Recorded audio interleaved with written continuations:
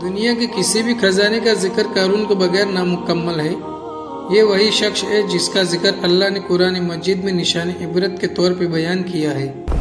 قارون کا قصہ اسرائیلی اور اسلامی دونوں طرف کی کتابوں میں ملتا ہے، اور یہ قارون اسرائیل میں سے تھا۔ یہ اتنا امیر تھا کہ جس کے خزانے کی چابیاں 300 اونٹ اور خچروں پر لادے جاتے تھے، اور ہر کنجی چمڑے کی ہوتی تھی۔ تاریخ انسانی میں قارون جیسا کوئی امیر نہیں تھا۔ قارون حضرت موسیٰ علیہ السلام کا چچا کا بیٹا تھا۔ وہ نہایت ہی حسین اور خوبصورت تھا۔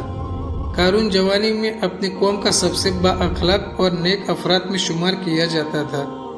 قارون تورات کا بڑا عالم دین تھا، کیونکہ اس کی پرورش موسیٰ علیہ السلام کے سائے میں ہوئی تھی، اسی لیے وہ کتاب کا علم بھی رکھتا تھا اور اچھی آواز کا مالک بھی تھا۔ وہ تورات کو خوبصورت انداز میں تلاوت کیا کرتا تھا، بس یہی وجہ تھی کہ لوگ اس کو ادب احترام کیا کرتے تھے۔ جب بنی اسرائیل کو قبطیوں سے نجات ملی تو وہ ان کے ساتھ مصر چھوڑ کر دوسری جگہ چلے گئے۔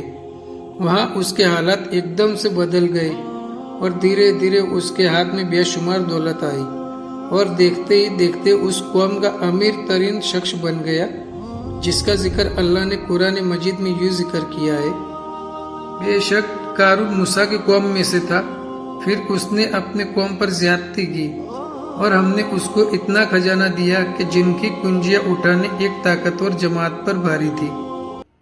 جب زکوٰۃ کا حکم نازل ہوا تو حضرت موسیٰ علیہ السلام نے اس سے عہد لیا کہ تو اپنے مال کا 1000واں حصہ زکوٰۃ نکالے گا۔ جب اس نے اپنے مال کا حساب لگایا تو ایک بہت بڑی رقم زکوٰۃ نکلی، لہٰذا اس کے دل میں لالچ آ گئی اور وہ زکوٰۃ کا منکر ہو گیا۔ اس نے ایک گندی چال چلی، ایک فاحشہ عورت کو لایا گیا تاکہ موسیٰ علیہ السلام پر تہمت لگا سکے۔ قارون نے اپنے قوم کے لوگوں کو جمع کیا اور حضرت موسیٰ علیہ السلام سے پوچھا کہ زنا کی کیا سزا ہے۔ حضرت موسیٰ علیہ السلام نے کہا کہ جو بھی زنا کرے، حالانکہ اس کی بیوی بھی ہو، تو سنسار کیا جائے۔